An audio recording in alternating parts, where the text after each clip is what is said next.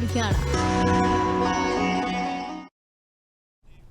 नमस्कार, मैं हूं अनामिका धीमान। मारा हरियाणा देख रहे सभी दर्शकों का स्वागत है। तो शुरुआत करेंगे कांग्रेस से। तो हरियाणा कांग्रेस में एक बार फिर से गुटबाजी देखने को मिली है। कांग्रेस विधायक और जिला अध्यक्ष के बीच में तकरार हुई है। सेतिया ने जिला अध्यक्ष के साथ काम करने से मना किया है, पोस्ट कर साथ काम करने से इनकार कर दिया और एक बार फिर से कांग्रेस की गुटबाजी देखने को मिली है। गोकुल सेतिया की ओर से एक पोस्ट शेयर की गई और पोस्ट में साफ तौर पे लिखा गया है कि सिरसा कांग्रेस जिला अध्यक्ष से हमारी कोई लड़ाई नहीं, हमारी बड़ी बहन है, पर राजनीतिक रूप से हमारी सोच विचार अलग है, मैं उनके साथ नहीं चलूंगा। तो कह सकते हैं कि साफ तौर पे गोकुल सेतिया की ओर से इनकार कर दिया गया है, विचार नहीं मिल रहे, यह हवाला दिया गया। सिरसा में कांग्रेस के जिला अध्यक्ष हैं संतोष बेनीवाल, जिनके साथ काम करने से इनकार कर दिया गया विधायक गोकुल सेतिया की ओर से। तो यह आमना सामना होता हुआ यहाँ पर नजर आ रहा है और इसी के साथ ही तकरार की तस्वीरें, खबरें काफी कुछ सवाल खड़े कर रही हैं।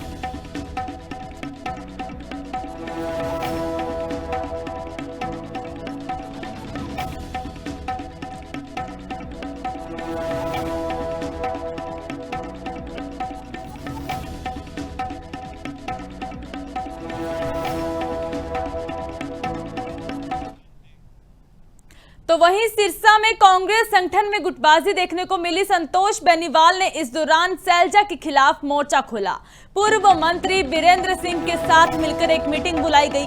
अलग से जिला स्तरीय वर्करों की यहां पर मीटिंग बुलाई गई है और जिला अध्यक्ष संतोष बेनीवाल ने वर्करों से मंच से कहा कि आज एक बात और कहूंगी, चाहे किसी नेता को बुरा लगे, आज स्पष्ट करके जाऊंगी कि कुछ लोगों के अंदर वहम है। संतोष को जिलाध्यक्ष सांसद सैलजा ने बना दिया, संतोष की ओर से कहा गया। और आपके सामने क्लियर करती हूं कि सैलजा मैडम ने नहीं बनाया, मेरे को जिलाध्यक्ष बनाने वाले हैं तो वे राहुल और खड़गे हैं।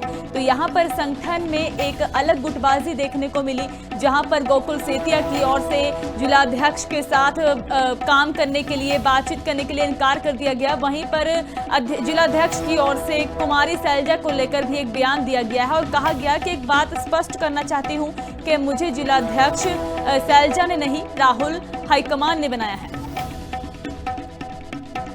कहते हैं कि अकेली जिलाध्यक्ष या जिलाध्यक्ष के पीछे कौन है, तो वो दिखाने के लिए और उस मीटिंग के अंदर चौधरी वीरेंद्र सिंह जी और विजेंद्र सिंह जी भी वहां पहुंच रहे हैं और वो भी कार्यकर्ताओं को, जो संगठन है उसको मजबूत करने का जो मंत्र देंगे और उसी के साथ हम आगे बढ़ेंगे। और सभी जो कार्यकर्ता हैं हमारे, उनसे नाम भी मांगे हमने कि जो भी है संगठन, जो पद है वो उनको देना है और उसी को लेके और वो गांव जाएंगे और बूथ स्तर पर उतरने का काम करें। देखिए, मैं इस बात के लिए तभी मैं, क्योंकि लोगों के बीच जाती हूँ तो लोगों के मन में एक चीज है कि संतोष बेनीवाल को सैलजा मैडम ने बढ़ाया है।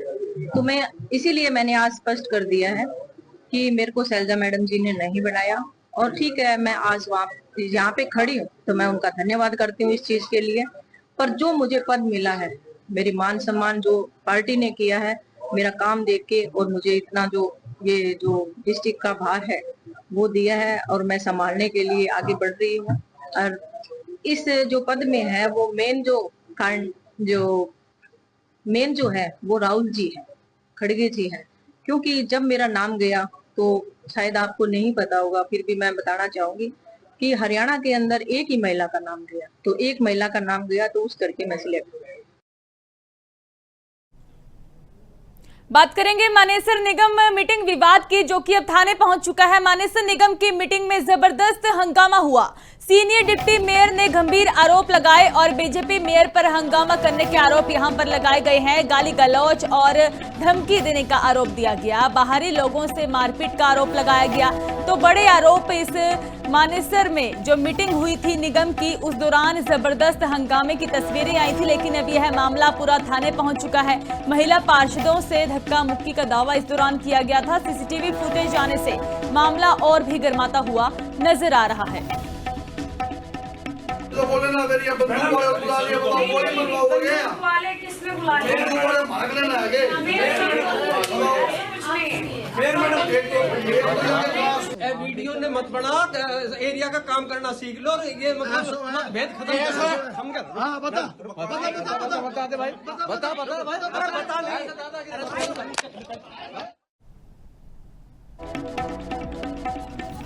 तो बिल्कुल आपने तस्वीरें देखी और सुना भी। इस दौरान नगर निगम की जो मीटिंग थी, इस निगम मीटिंग में आरोप लगाए गए हैं और इसी के साथ ही जबरदस्त हंगामा हुआ। लेकिन यह मामला पूरा थाने पहुंच चुका है, जांच की मांग की जा रही है। बीजेपी मेयर पर हंगामा करने के आरोप लगाए गए हैं, गाली गलौज और धक्का मुक्की देने के आरोप लगाए गए हैं, कि धमकी भी दी गई है, यह भी आरोप लगाते हुए नजर आए। इसी के साथ ही महिला पार्षदों के साथ धक्का मुक्की की गई है, यह भी दावा किया गया। बाहरी लोगों से मारपीट का आरोप लगाया गया है। मीटिंग होती है, मीटिंग में बातचीत होती है, लेकिन यह बातचीत एक बहस का हिस्सा बन जाती है, बहस का रूप ले लेती है और इस दौरान मौके पर वीडियो बनाई जाती है। वीडियो में यह तस्वीरें कैच हुई हैं, जिस दौरान यह एक दूसरे के साथ धक्का मुक्की करते हुए नजर आए। सीसीटीवी फुटेज आने से यह मामला और भी गर्माता हुआ नजर आ रहा है। हालांकि क्या कुछ कारण रहे, क्यों यह बहस हुई, यह जानना बाकी है।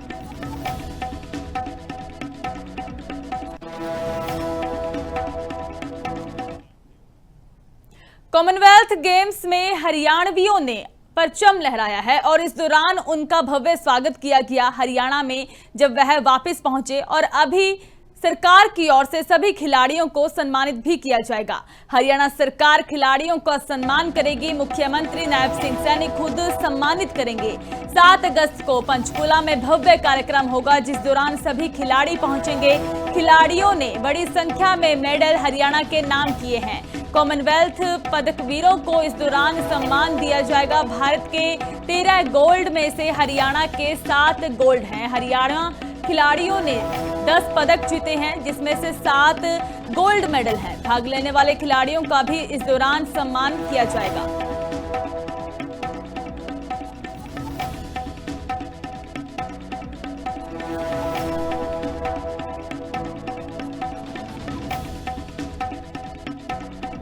हरियाणवी खिलाड़ियों ने कॉमनवेल्थ गेम्स में डंका बजाया है और इसी के साथ ही अपने साथ साथ हरियाणा का भी नाम रोशन किया, पूरे देश का नाम रोशन किया। और हरियाणा खिलाड़ियों ने कुल 10 पदक जीते, जिसमें से 7 गोल्ड मेडल हैं। और इसी के साथ ही बीते कल उनका हरियाणा में भव्य स्वागत किया गया है, जब वह वापस लौटे इन मेडल को लेकर अपनी मंजिल को पार करके। भाग लेने वाले खिलाड़ियों को भी यहाँ पर हरियाणा सरकार सम्मानित करेगी।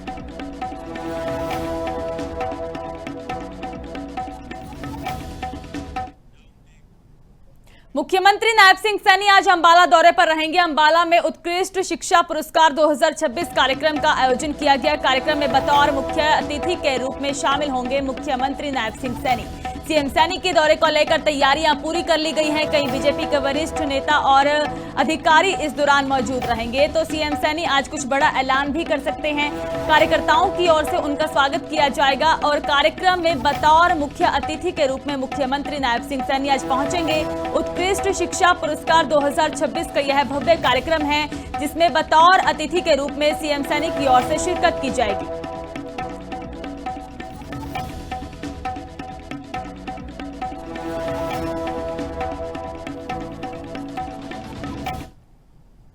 यमुनानगर में कलश वंदन यात्रा का स्वागत किया गया है। गुरु रविदास जयंती पर कलश वंदन यात्रा की गई और इसका स्वागत किया गया। रादौर विधानसभा क्षेत्र में भव्य अभिनंदन हुआ है। कृषि मंत्री श्याम सिंह राणा ने इस दौरान हरी झंडी दिखाई। वाराणसी से यह यात्रा हरियाणा पहुंची है और 4 विधानसभा क्षेत्रों में भ्रमण यात्रा होगी। और इस दौरान यमुनानगर पहुंचने पर मंत्री की ओर से स्वागत किया गया। संत रविदास के संदेश को जन जन तक पहुंचाने का उद्देश्य इस यात्रा का है। समता और सद्भाव का संदेश इस दौरान दिया जाएगा।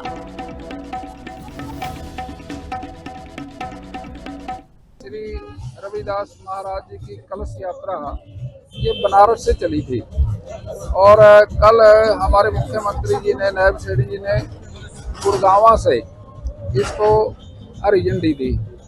रात को ये लाडवा रुके और आज यमुनानगर जिले के लिए आए हैं। ये बॉर्डर है कुरुक्षेत्र का और जिला यमुनानगर का। यहाँ इनका हमने सम्मान किया और यहाँ से यमुनानगर जिले के हमने शुरुआत की हरी झंडी लेके यात्रा का स्वागत किया। बहादुरगढ़ में करंट लगने से एक व्यक्ति की मौत हो चुकी है। करंट से 44 साल के व्यक्ति की मौत हुई है। बहादुरगढ़ की वाल्मीकि बस्ती में यह बड़ा हादसा हुआ। बारिश के पानी से यह करंट उतरा था और इस दौरान इस व्यक्ति को करंट लगा और इसकी मौत हो गई। हाई टेंशन लाइन से करंट आने की आशंका बताई जा रही है। दुकान के बाहर बैठे ओम प्रकाश की मौत हो चुकी है। परिजनों से प्रशासन पर आरोप लगाए गए हैं। परिजनों की ओर से सवाल उठाए गए हैं। पुलिस और बिजली विभाग ने इस दौरान जांच शुरू कर दी है।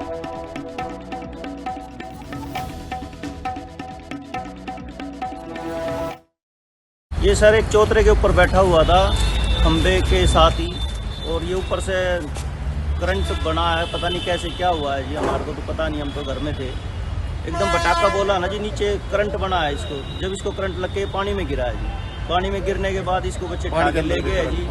जब इसको ये सिविल हॉस्पिटल वालों ने मृत्यु घोषित कर दिया जी। उससे 5 मिनट पहले डीसी, एसडीएम, ये जय साहब, ये सब कमेटी के आए हुए थे जी, लेकिन उसमें कोई वो नहीं जी, वो तो अपने देख के चले गए थे। उसके बाद ही ये हादसा हुआ है।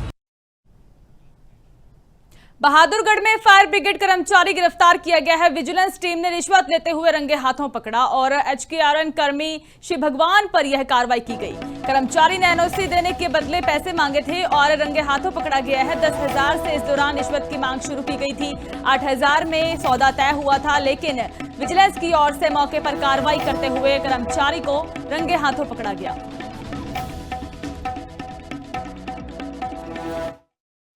जो पैसे बरामद हुए हैं वो उन्हीं पैसे से, मतलब वही करेंसी हैं, वही करेंसी के नोट्स हैं जो शिकायतकर्ता को ट्रैप के केस में दिए गए थे। और जो यहाँ के दस्तावेज और एविडेंसेस हैं उससे प्रथम दृष्टया ऐसा प्रतीत होता है कि जो कल्प्रिट है, जो इस केस में दोषी हैं, उनकी कोई ना कोई कनाइवेंस प्रतीत होती है।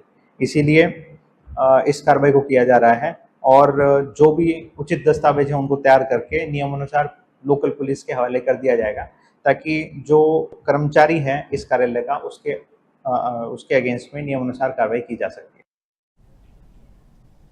पंचकुला में नौकरानी की ओर से एक बड़ी वारदात को अंजाम दिया गया है। बुजुर्ग की हत्या की गई है। रिटायर्ड कैप्टन की पत्नी की हत्या में 3 गिरफ्तार किए गए। 24 घंटे में पंचकुला पुलिस ने इस केस को सुलझा दिया है। नौकरानी ने पति और बेटे संग यह पूरी साजिश रची और बुजुर्ग को मौत के घाट उतार दिया। ज्वेलरी चोरी के शक में यह विवाद शुरू हुआ था। धक्का लगने से बुजुर्ग महिला की मौत हो चुकी है। हत्या के बाद शव छत पर छिपाने की कोशिश भी की गई। 15 साल से घर में यह काम कर रही थी, लेकिन काम करते वक्त इस औरत की ओर से, इस नौकरानी की ओर से अपने ही मालिक को मौत के घाट उतार दिया गया। पुलिस रिमांड में आरोपियों से पूछताछ की जाएगी। नौकरी की वेरिफिकेशन कराने की पुलिस ने अपील की है।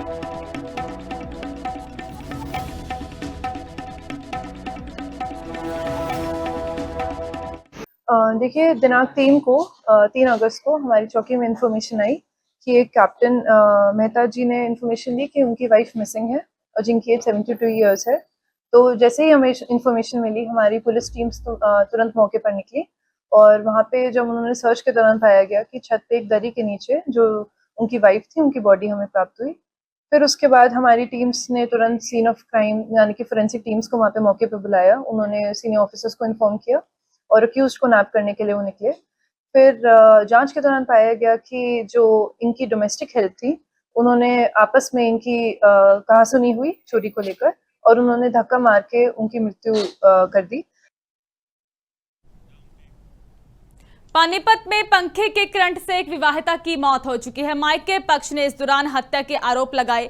झाड़ू लगाते वक्त यह हादसा हुआ। बताया जा रहा है कि जब महिला झाड़ू लगा रही थी तब उस वक्त यह हादसा हुआ। 5 साल पहले मीना की शादी हुई थी। बच्चे नहीं होने पर हत्या का आरोप लगाया गया कि मीना को बच्चे नहीं हो रहे हैं, इसलिए ससुराल पक्ष की ओर से उसे मौत के घाट उतार दिया गया है। अस्पताल में दोनों पक्षों में हंगामा भी हुआ।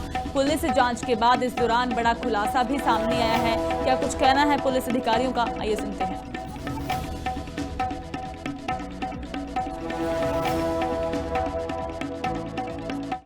साल भर तो ठीक रखी, ये बच्चे नहीं होंगे और मैंने पहले खोल कर दी। पूरी पंचायत मेरे साथ है, खोल कर दी भाई, बच्चे की कोई गारंटी नहीं है भाई। 5 साल हमारा का ही है, अभी तक तो हो ही नहीं, आगे होंगे सारी किस्मत। ये सवेरे 10:30 बजे फोन आया करमवीर जी का, चौधरी का, भाई झाड़ू मार रही थी भी ना, और झाड़ू मारते वक्त पंखा गिर गया और करंट लग गया, वो उसका मिल जा रहे हैं, उसको पता कर। मैंने 10 मिनट में 5 मिनट में फ़ोन कराया उसके सतीश के पास, हस्बैंड के पास, तो लड़के से करवाया। मेरी उसकी बहुत गाल नहीं थी, बदतमीजी बोल रहे थे मेरे साथ, मैं फिर धमका दिया। तो लड़के ने फ़ोन कराया और तो बोले पूरी होली हो तो गाँव में ले गई। आदमी करंट लगा मरेगा, उसका निशान तो होगा, थोड़ा बहुत जलेगा नहीं, कुछ तो होगा। उसका चेहरे पे कोई निशान नहीं है। उसके बाद ये कह रहा कि 9:30 बजे बिजली नहीं पकड़ी, 11 बजे हमें फ़ोन किया गया, 1.5 घंटा कितना होता है। अपने आप ये कह रहे हम अस्पताल में ले गए, अस्पताल से लेके वापस भी ले गए। अब हम कैसे मान लेंगे कि वो जिंदी थी मरी थी, कैसे क्या हुआ? अब ये बताओ, ये कह रहे हैं कि करंट लग के मर गई, ऐसे कैसे मर गई? जबकि पहले के विचार थे अगर हम छोड़ देंगे, ऐसे कहा सुनी चल रही घर में, ये बात है। हमें सूचना मिली थी गाँव नोरा में एक महिला की करंट लगने के कारण मृत्यु हो गई है, जिस पर हम गाँव में पहुँचे। इन्होंने दरखास्त लिख के दी, उस पर कार्रवाई पुलिस लिख के जैसी सूरत होगी वैसी कार्रवाई पोस्टमार्टम के बाद। आरोप लगा रहे जांच होगी इसकी? हाँ जी, जांच होगी, दोबारा बयान लिए जाएंगे इनके द्वारा। हिसार में डेयरी संचालक की पीट-पीटकर हत्या कर दी गई। 6 से ज्यादा लोगों पर इस दौरान हत्या का आरोप लगा है और रास्ते में रोककर लाठी डंडों से हमला किया गया। गंभीर घायल युवक को मौके पर ही वहीं तड़पते हुए छोड़ दिया गया। पुराने रंजिश में हत्या की आशंका जताई जा रही है। 1.5 महीने पुराने विवाद से यह पूरा मामला जुड़ा हुआ है। पुलिस ने फिलहाल जांच शुरू की है, आरोपियों की तलाश तेज कर दी है। हिसार अस्पताल में शव का पोस्टमार्टम करवाया जाएगा। पीट कर एक व्यक्ति को मौत के घाट उतार दिया गया।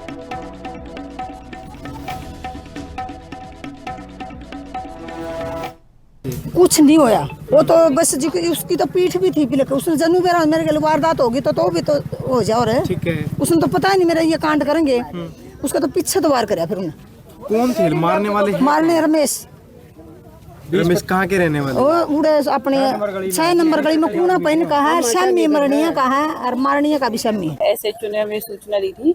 जैसे ही हमें सूचना मिली है, विदिन 20 मिनट हमारी जो टीम है पूरी मौके पर पहुंच गई है। मौके पर पहुंचने के बाद हमने यहाँ पर भी जितने भी भौतिक साक्ष्य थे पहले जांचा है कि कहाँ पर क्या क्या साक्ष्य है। साक्ष्य मिलने के बाद फिर जितने भी एविडेंस है वो हम लोगों ने कब्जे में ले लिए हैं और लिफ्ट करके पुलिस को दे दिए हैं। आगे की जो कार्रवाई होगी वो सारे के सारे भौतिक साक्ष्य को आगे हम FSL में भिजवाएंगे, उसके बाद ही पुष्टि होगी कि क्या। 2 महीने 4 दिनों से पहले लड़ाई हुई थी, मतलब यहाँ पे गाय चारा डालने के लिए सुन्नी गायों को, और फिर वहाँ यहाँ पे 2-4 ईंट रखी थी, मतलब सारी गायें मतलब सब इकट्ठा डाल लेंगे यहाँ पे। तो इन्होंने मेरे ससुर पर डंडा मारा, फिर ईंट से वार किया, फिर मेरे हस्बैंड को इतना बड़ा दांत लेके आए वो मारने के लिए। फिर मैंने हाथ उठाया, मेरे यहाँ पे लगी थी, टाके आए थे 5 यहाँ पे, और यहाँ पे कैमरे में रिकॉर्डिंग भी है, वीडियो भी है। SHO साहब ने भी देखी थी वो चीजें।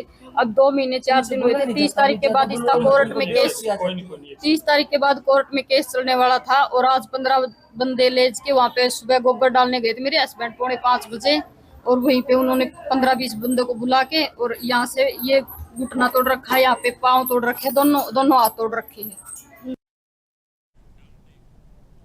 वहीं अंबाला में भी एक डॉक्टर का शव मिला है। कार में डॉक्टर का शव मिलने से सनसनी फैल चुकी है। डॉक्टर NK झा के रूप में मृतक की पहचान हुई है।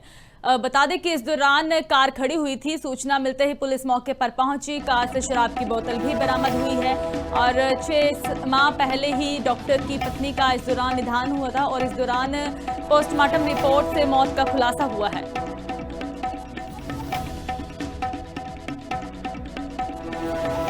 डॉक्टर नंदलाल है, सेक्टर 10 में रह रहा है, 203 नंबर किराए पर रह रहा है फिलहाल में।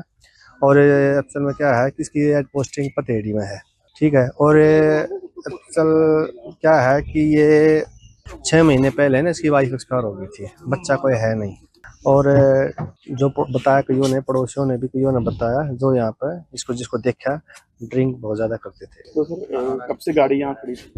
ये अपने एक वकील साहब है, उसने बताया था कि सर ये संडे को यहाँ देखी गई गड्डी। अभी हम कैमरे चेक कर रहे हैं। वैसे ऐसा कोई इशू है नहीं, क्योंकि गड्डी भी बिल्कुल सेफ है, चाबी इसके पास मिली है और हाफ है दारू की जो वो अनरोस्टेड का हाफ मिला हुआ गड्डी में। भिवानी में अवैध संस्थानों पर कार्रवाई की गई है। 2 महीने बाद भी प्रशासन खाली हाथ है और प्राइवेट स्कूल एसोसिएशन की ओर से चेतावनी दी गई। 7 दिन में कार्रवाई का वादा किया था, 2 महीने में भी अधूरा है। तो इस दौरान अवैध एकेडमी पर संरक्षण का आरोप लगा है। कार्रवाई नहीं हुई तो प्रदेश भर में आंदोलन किया जाएगा, इसकी सख्त चेतावनी दी गई है।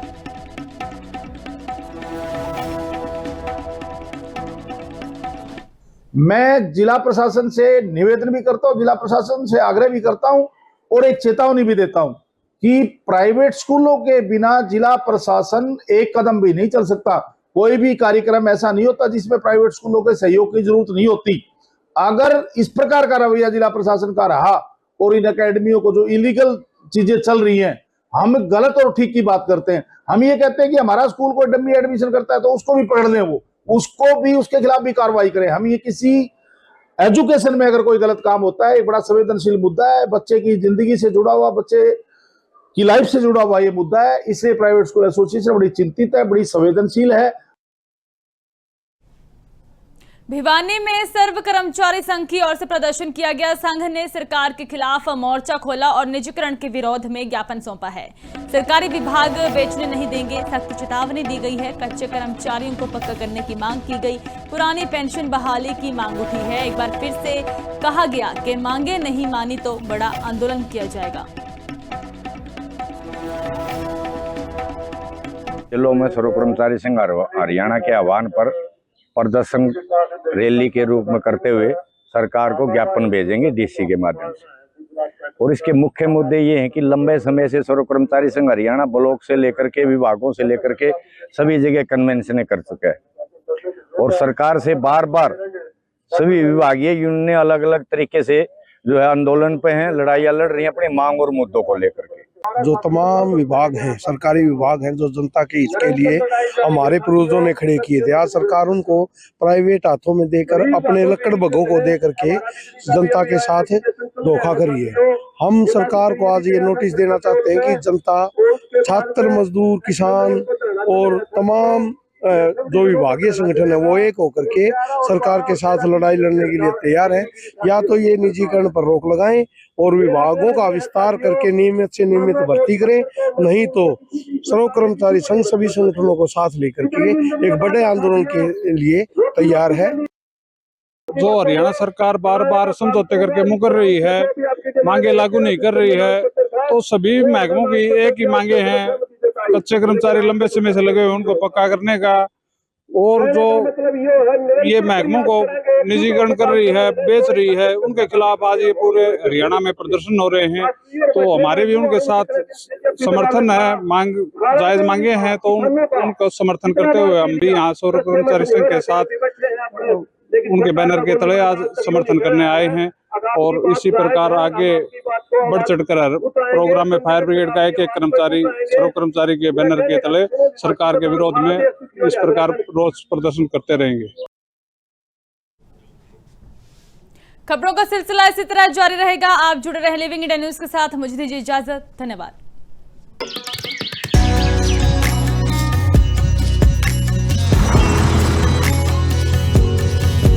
हमारा हरियाणा।